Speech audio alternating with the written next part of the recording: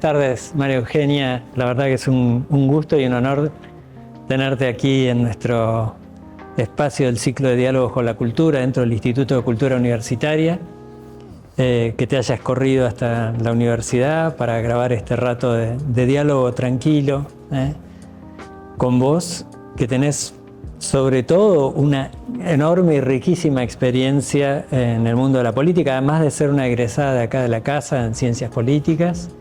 Y como decíamos recién fuera de cámaras, haber empezado muy jovencita en tu recorrido político, ¿no? Así que ante todo, un millón de gracias.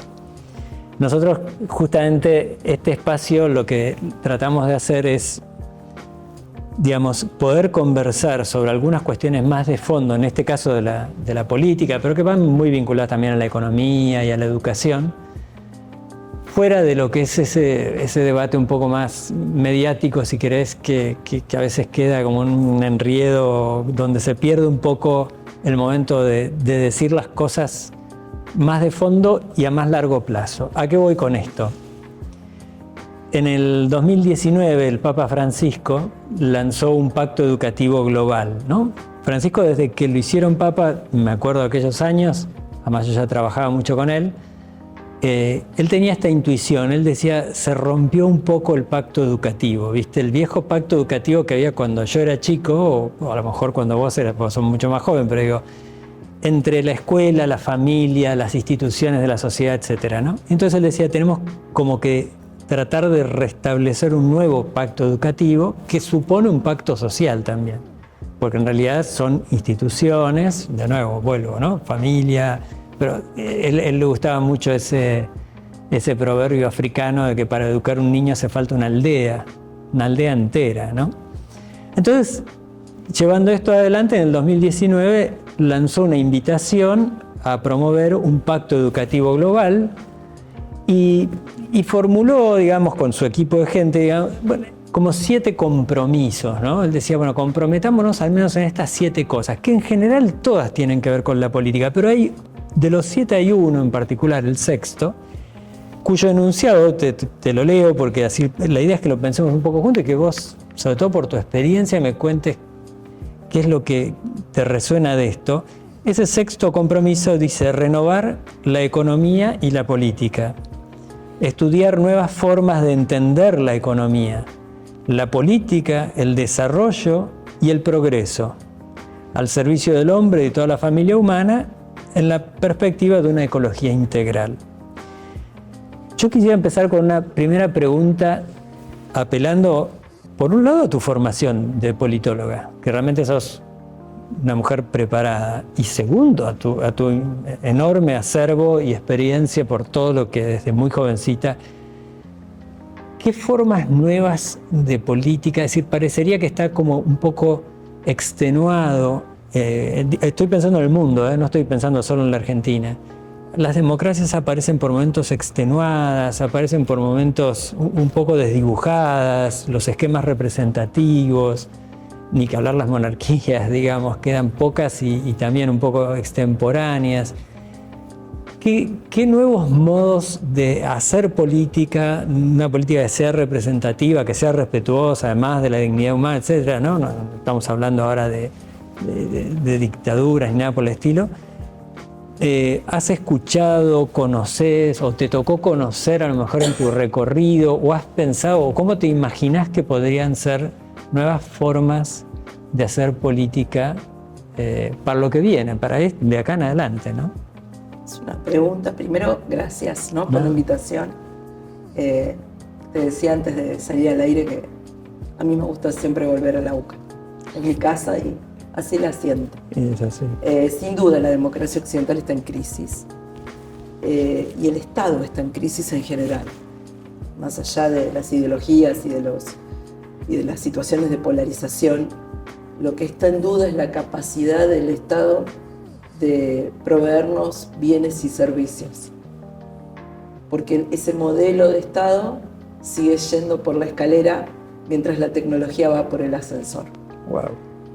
¿No? Entonces hay una demanda enorme de ruptura de lo existente y de reconfiguración de algo mejor. El Estado, tal como se pensó hace muchas décadas atrás, es un Estado con un instrumental que no funciona, independientemente del espacio político, del líder, de quien gane la elección en un momento determinado. Entonces, bueno, ¿qué hacemos, no?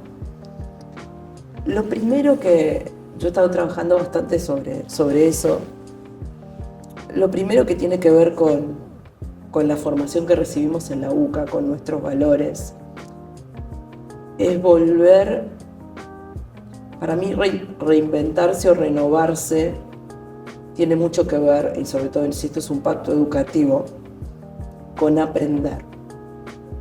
Nada se renueva si no se aprende algo distinto.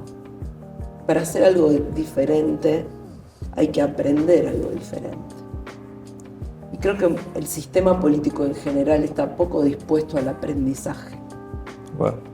¿No? Tiene que ver con la soberbia que a veces genera tanto rechazo, la incapacidad de dialogar, ciertos negocios electorales de posiciones extremas, que luego atrapan, porque lo que te lleva a ganar la elección, como bien me enseñaron acá mis maestros, no es lo mismo que te ayuda a gobernar.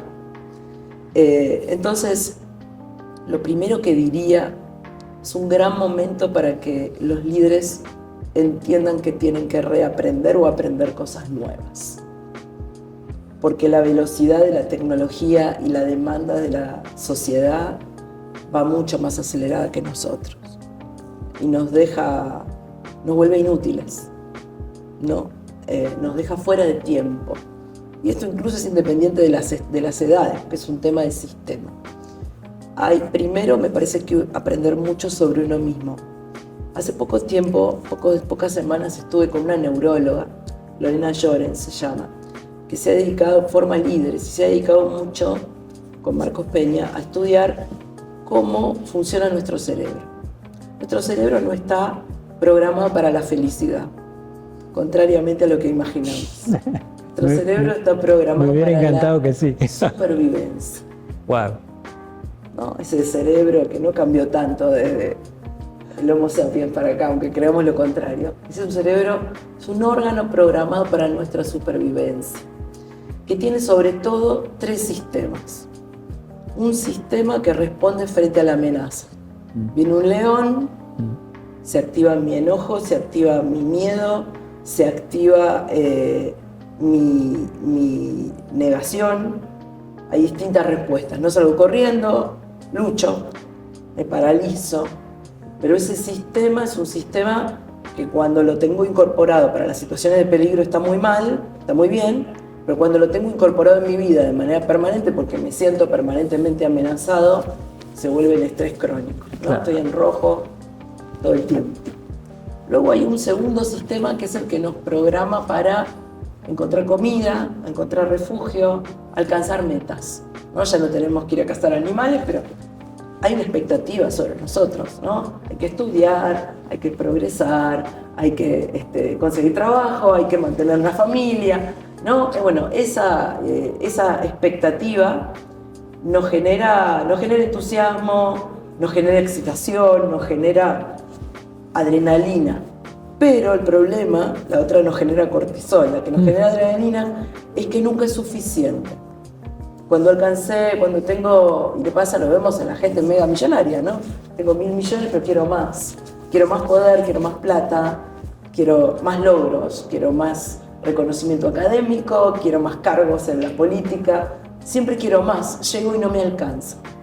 Y hay una buena noticia, es que hay un tercer sistema, que es el sistema de cuidado, que es el sistema donde buscamos, que explica la amistad, que explica el amor, que explica la maternidad, la paternidad, que explica el vínculo con el otro, donde lo que buscamos es protección, es seguridad. Ese regula los otros dos. Cuando solo estamos definidos por uno de los otros dos o estamos muy morados, nuestras decisiones están impactadas por esos sistemas. Y eso, ¿por qué hago todo este análisis que me pareció súper interesante? Hay mucha gente estudiando esto en el mundo.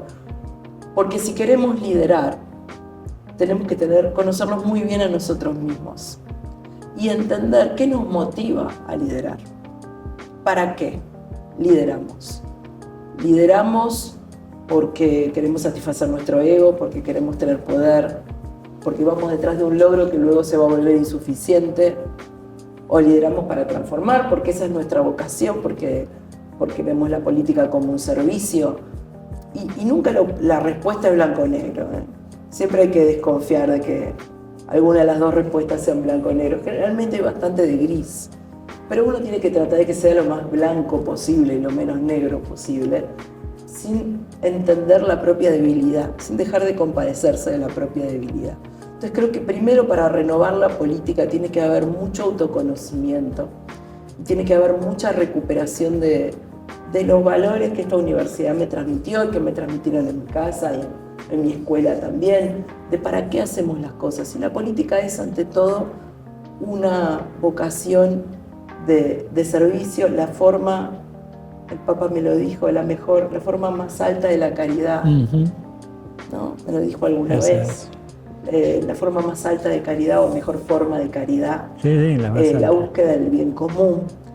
Y ese volver a centrarnos en nosotros, en nuestras motivaciones, en quiénes somos y qué nos motiva a hacer lo que hacemos, ya debería ayudarnos en la renovación. Primero, aprender sobre nosotros mismos. Luego, aprender sobre los demás. Y ahí vuelvo también a algo que el Papa decía mucho, incluso antes de ser Papa, cuando muchos lo conocimos como Bergoglio, que es la famosa cultura del encuentro. Ahora, no se conoce aquello con lo que no te podés encontrar, aquello que solo por el hecho de ser distinto se convierte en enemigo.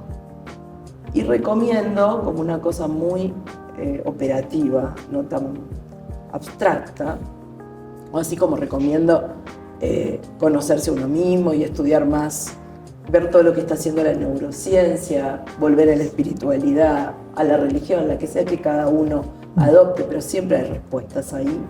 De la misma manera, en el Cultura del Encuentro propongo y sugiero tener conversaciones con otros distintos a nosotros, no sobre aquellos temas que a priori nos separarían más.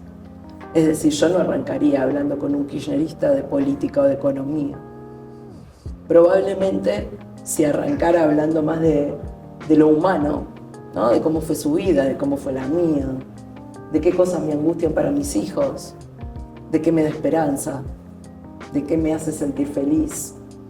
Probablemente ahí tuviera más puntos en común que en su mirada del mundo, pero siempre arrancamos al revés, ¿no? La política no tiene muchos espacios de encuentro humano, muy pocos. Y creo que eso nos distancia y nos separa cada vez más, además de este negocio de la polarización, que no es de la Argentina ni es un invento nuestro, es hoy universal, está bastante instalado en la democracia occidental. Entonces creo que hay mucho para aprender sobre el otro, sobre ese otro que a priori despreciamos o rechazamos o vemos como una amenaza. Y ese otro incluye no solo al político que piensa distinto, incluye a la persona por la cual hacemos política. Que parece una obviedad, ¿no? Que uno, si hace política por el ciudadano, debería escuchar al ciudadano, pero no es tan obvio. Porque el poder es una telaraña muy bien armada para alejar a quienes toman decisiones de la gente. Y también ahí no hay distinción entre partido político, presidente de distinta ideología, ni tampoco es un fenómeno solamente argentino. El poder se disfraza de múltiples formas para ir atrapándonos en esa telaraña y haciéndonos creer que siempre tenemos razón, y alejándonos, más que de las realidades, de las emociones de quienes gobernamos, ¿no? Hay un problema objetivo en que los jubilados perdieron poder adquisitivo en el gobierno anterior, en este gobierno. Esa es una descripción de un problema. Ahora, si aportaste toda tu vida, si no tenés hijos que te ayuden, si te cuesta llegar a fin de mes y sos jubilado, ¿cómo eso te hace sentir? Más allá de lo que podés o no comprar. ¿Cómo te hace sentir eso a los 70, a los 65, sí, a los 75? Fuera del camino. Bueno, sí. Creo que los gobernantes están estamos muchas veces disociados de esa emoción, que un poco es como el cirujano, ¿no? Que para entrar a un quirófano tiene que cortar y no puede pensar que eso es un cuerpo humano. Hay una disociación sana, pero cuando esa disociación no es temporal y acotada a determinadas decisiones, sino que se vuelve permanente, es una disociación muy, muy mala para la política y le impide renovarse. Porque además los ciudadanos solo no pueden decir cómo se sienten cada 2 años. Claro. ¿No? Pero después no tienen espacio para hacerlo. Entonces, aprender sobre uno mismo, aprender sobre los demás. Y después me parece que hay mucho para aprender sobre los desafíos de este nuevo mundo, ¿no? Veo un Estado y un sistema político en general incapaz de responder, que llega tarde, ¿no? Que llega tarde a las discusiones. Está llegando muy tarde a la discusión de inteligencia artificial desde todo punto de vista. Desde el punto de vista de su aplicación en el sector público, de los trabajos que va a destruir y los que va a generar y cómo preparar los nuevos, de la regulación, si debe existir, si no, de sus límites éticos, de la aplicación al sistema educativo. El Estado ya está llegando tarde a esa discusión. Está llegando tarde al envejecimiento mundial.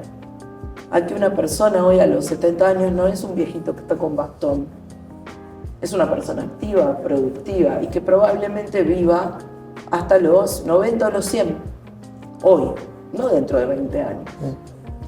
¿No? Y estamos llegando tarde a esa discusión, porque eso también tiene un impacto en los liderazgos, porque los líderes también se quedan más tiempo.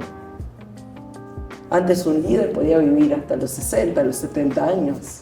Nadie imaginaba un presidente de 80 años. Es lo que te iba a decir. Nadie imaginaba un presidente de Estados Unidos como Trump o como Biden. Sí, sí. Bueno, el Estado está llegando tarde a esa discusión. Ni hablar de todos los sistemas de cuidado, de salud, que no están siendo suficientemente preparados, ¿no? Te pongo 2 ejemplos que son estos que se me ocurren ahora, pero hay muchísimas discusiones, que por la coyuntura, que por la urgencia, que por la siguiente elección, que porque hay que evitar que fulano gane, finalmente van quedando postergadas y van ampliando más esa brecha que tenemos entre una sociedad que dice, y toda esta gente no me está pudiendo resolver mi problema, ni siquiera prevenirme de que lo voy a tener, ¿no? Entonces, la tercera es aprender sobre esas nuevas realidades de las que hoy estamos afuera. Entonces, cuando decimos renovación de la política, y con esto ya termino, generalmente pensamos en una renovación de edad. Y a mí me parece muy saludable, y de hecho yo impulso mucho eso en mi partido, pero creo que es una renovación aún más profunda que de edad, ¿no? Y me refería como a estos 3 planos.